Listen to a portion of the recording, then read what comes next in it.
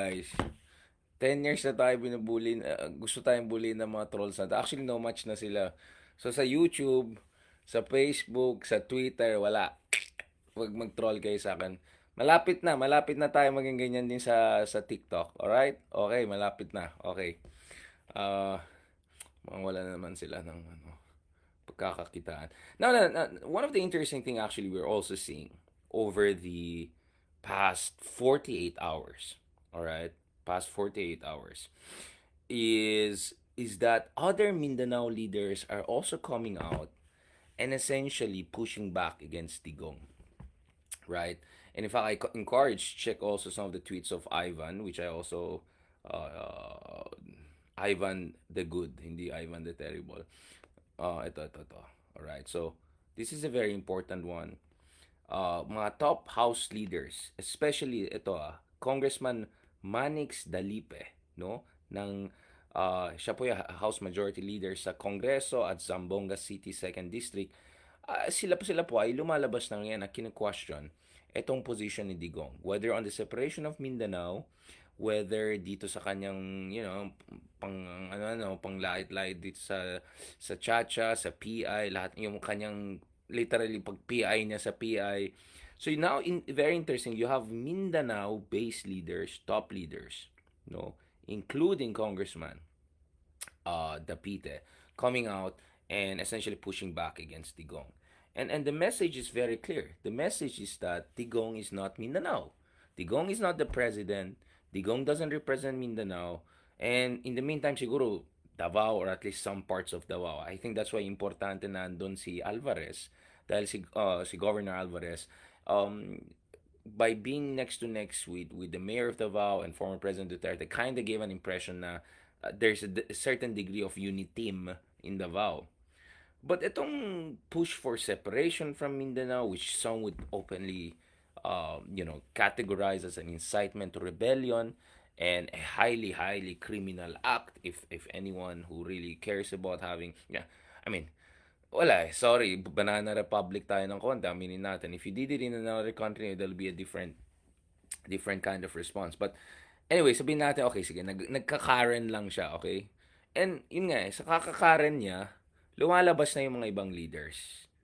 At in-express na nila yung kanilang inis dito. Na, wait lang. You don't speak for entire Mindanao. You're no longer the president. And magpakita ka naman ng respeto sa mga ibang Mindanao leaders because we want to hear them. Now, interestingly, just as I said, we have to also listen to we also have to listen to folks from other region. Ay, shucks, I just realized pala. Baka magkaroon tayo ng copyright issue no. Yung effort ko na magpakita ng support sa ibang channel, baka yan ang problema kasi kina-copyright. Baka magka-copyright issue na yan. So, anyway, I suggest you guys, okay, ipopost ko na lang yung link na yan. This is a very important interview. Former President and ito naman mga Bangsamoro naman.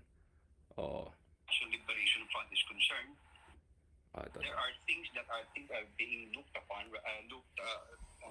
beyond right now, yung hindi nakikita, no?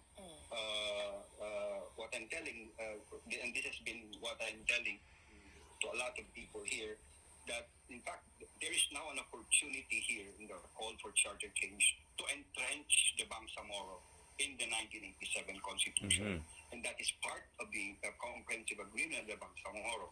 And as far as the Moro National Liberation Front is concerned, we have agreed to join in this transition government because we believe that the CAB can implement the 1976 Triple Agreement and the 1996 Final Peace Agreement. So, and we fully agree, we fully support that provision in the comprehensive agreement of the Bangsamoro to entrench the Bangsamoro in the 1987 so Constitution. Because this, yeah, so this, I'm sorry to cut you so, so in short, so it's speaker.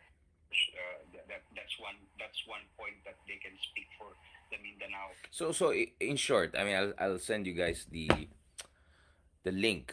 You also have the Bangsamoro leaders. You have folks from Zamboanga. You have folks from different parts of Mindanao na hindi Davao. And now also folks from Bangsamoro openly coming out and saying, no, we are sticking with the 1997 Constitution. In fact, I want you also guys to check yung interesting interview ni Amy Marcos. Also, about dito sa issue ng 1987 Constitution. And dito, very, very clearly, very clearly, guys, very clear, sinasabi niya yung Marcos na hindi lang siya, pero yung kapatid niya behind the scenes, aminado siya na itong, issue ng church, etc. Wait lang, ayan, nagets ko na. No, but what I'm saying is, all the major power brokers, in one way or another, suggesting that either they're invested in the 1987 Constitution or they're for partial charter change or something like that. But the idea of rebellion and separating from the Philippines, secession, disintegration of the integrity of the Philippine Republic, ayan na nga nung naging presidente, wala namang hindi naman lumaban para sa West Philippines. Ngayon gusto humiwalay pa, kinakaren pa nung iba, kinukuha pa ng Palawan na hindi kasama. Ngayon, base sa mga responses ng Bangsamoro, mga taga Zambonga, taga iba't ibang lugar sa Mindanao, ang pinapakita dito is, ba't yung mga ibang Mindanao is, wait lang, ba't nyo sinama? Ba't yung buong Mindanao? Ba't nyo sinama? Siyempre, yung Palawan, parang hindi na natin i-dignify ito. Fentanyl to. So, dito na, kita na natin na isolated talaga. So, siguro ang dapat pag-usapan ngayon ay, I don't know, Duterte, ay, Davao Republic kung gusto niya. But as far as Sara Duterte is concerned, sabi niya, she's gonna stay in the government, she's gonna serve as a vice president per mandate, and BBM has made it clear that he will keep her as his education secretary. So far, ewan ko, gusto nilang magsariling sikap dyan, bahala sila. Now, again, uulitin ko tong part na to, itong whole argument about Mindanao secession. So, na-establish mo natin dito na walang suporta itong secession arguments ni Tatay from all other major power brokers in entire Mindanao. Davao is not Mindanao. And the former president is not the president. He's just a private citizen. And just having one or two person from Davao region with him doesn't mean that the whole Mindanao was with him. The fact that wala yung mga ibang power brokers from Mindanao, from Bangsamoro, from Zambonga, from Marawi, etc. It tells you a lot about the fact that this is an isolated statement of discontent, or this is probably just a power player, whatever. Or some would say, sabi ni Pangulo natin, baka nasobra ng fentanyl. I don't know. Okay, I don't want to get into that. Sabi ko nga, sa ating sistema, alright, you are presumed to be innocent until proven guilty beyond reasonable doubt. Ayan yan, nasa batas po natin, nasa constitution po natin yan. This is how normal societies, modern societies operate. Again, ulitin ko, dun sa mga hindi na sa atin, yung mga gusto maghiwalay sa Metro Manila, I'll tell you what, okay? I'll absolutely tell you what. Alright, I'll absolutely tell you what. Actually, marami sa mga taga Manila, if tinignan nyo talaga yung datos, ang mangyari dito is actually matutuwa. Baka yung mga ibang taxpayers sa Metro Manila, because kung tinignan mo ang revenue collection, alright, halos a huge chunk of our entire revenue base comes from Imperial Manila. Alright? And let me be absolutely clear. As a Baguio boy, naintindihan ko yung inis ng tao sa mga Manila people, yung yabang nila. Gets ko yan. Alright? Kaya ako pag nasa Davao ako, I genuinely can relate to that idea na hindi lang Manila ang dito, hari dito. Lahat. Gets ko yan. Sa Cebu, ganun din. Alright? Although mas mild ang mga taga Cebu kumpara sa amin mga Baguio or Davao. Gets ko yung sentimento. Okay? I understand the sentiment. But sentiments are useless when you talk about data, evidence, and reality of governance. The reality of governance, guys, again, salamat din kay Sir Ivan for sharing this, is that the bulk of the revenues of these countries come from Metro Manila, alright? And NCR region. Tingnan niyo naman yung rankings, guys. Nasaan ang Davao dito? Number 1, National Capital Region. 84%. Oh my God, it's even worse than I thought. 84% ang National Capital Region. 84%, guys. 84%. Alright? So I'm talking to you based on data and evidence. I'll post it that. This is by PCIJ. Salamat Sir Ivan for sending me also the. So 84%, actually almost 84.24% comes from NCR. Calabarzon, 3.6%. Central Luzon, 2.3%. Central Visayas 1.8%, Davao region as a whole 1%. Davao region as a whole 1%. Now, madali lang gawin 'yan. The next question I'll ask is, ano yung share ng population ng Davao region as a population of the Philippines? And then, kumpara nyo ito dun sa 1% lang yung contribution of revenues base dito. And then, alam natin pagdating sa NCR, we are around a third. We are around third of the population of the Philippines. But in terms of our revenue contribution, it's more than half. At least based on this data, 80%. My understanding was probably something closer to 50, 55 to 60%. This is another one data that I was showing you the other day. So kitang-kita dito, total expenses versus total revenue. NCR is the region which generates much of the expenses and revenues. This is based on this is based on electricity, gas, steam, and air conditioning supply section by region. Kitang-kita natin na ang NCR po ay may surplus. So the NCR is actually not only generating a bulk of revenues of the country, the bulk of economic activity, but is actually effectively also sending money, subsidizing the other regions. Now, dito, actually, agree ako sa sentimento ng ating mga kapatid galing sa Mindanao and Visayas. I'll repeat this again. Yung ating mga kapatid dyan sa Mindanao and Visayas, the reason why you're not feeling itong subsidies coming from Imperial Manila, itong tulong galing sa Imperial Manila is because the political dynasties, the warlords and trapos in those regions, your regions unfortunately, are the ones who are gobbling up. In fact, ang daming pag-aaral dyan na pinapakita, hindi ginagamit sa tama yung mga LGU sa ibang lugar, yung sarili na nilang revenues na generate para sa sarili nila na hindi nila nire-remit sa national government. There are a lot of studies that I can show you there. Okay? So, I can go on and on and on about it. Okay, gusto niyo tignan yung pinost ni, meron din ng sub-study by Davao region. I can also post you guys. So, ganon kasimple lang mangyari guys. Kung nagsariling sikap yung iba dyan, ito yung study, Okay, ito yung study si Senat.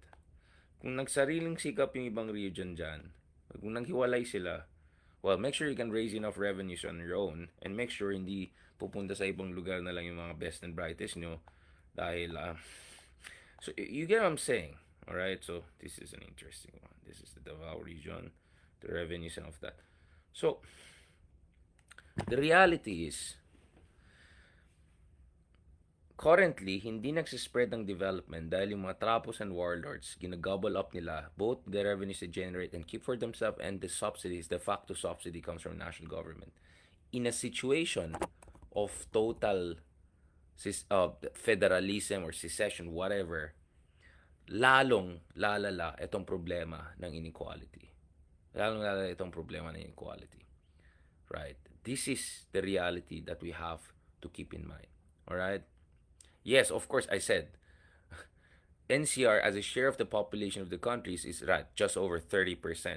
In terms of revenue generation is 80 plus percent. So that means more than twice, almost 2.5, more than twice yung contribution ng isang average NCR person dun sa national revenues. And just do the basic math. Alright? Anyway, so I'll post this report para you guys, you can see it on your own. So in short, itong Mindanao Secession doesn't have the support of other power brokers outside Davao or Duterte people. B, well, even Sara Duterte, I'm not sure she supports that. As she said, clearly she's serving under 1997 Constitution. She'll continue to serve under the current administration. So even si Sara, dumistansya dyan. B, actually, secession or federalism will not make the situation better. It could make it worse because, yun nga, sobrang liit yung nire-raise ng mga ibang LGUs in terms of their own expenses. So, for me, ideally, let me go to the last point I want to say here. I want more devolution. I want more power to LGUs. But I really want more power to people in the LGUs. to the civil society in the LGUs, to the ordinary folks in the LGUs, to the bright young people in the LGUs, not to the trapos, not to the political dynasties. Yun yung kailangan natin. So, obligasyon natin sa NCR, obligasyon natin sa more developed parts of the country is to strengthen, empower people in Mindanao, not politicos. Because yun po yung masaklap sa atin. Yung pinapa-empower ng national government ay mga warlords, mga dynasties. Dapat ang strengthen po natin is yung mga people. And doing that means institutional reform, doing that means giving more scholarship and subsidies and support diretso sa mga tao sa Mindanao, diretso sa mga tao sa Visayas, sa mga regions who are not getting those kinds of support. So yun talagang kailangan natin dito. And lastly, let me end on this point mga kameta. This is very, very important.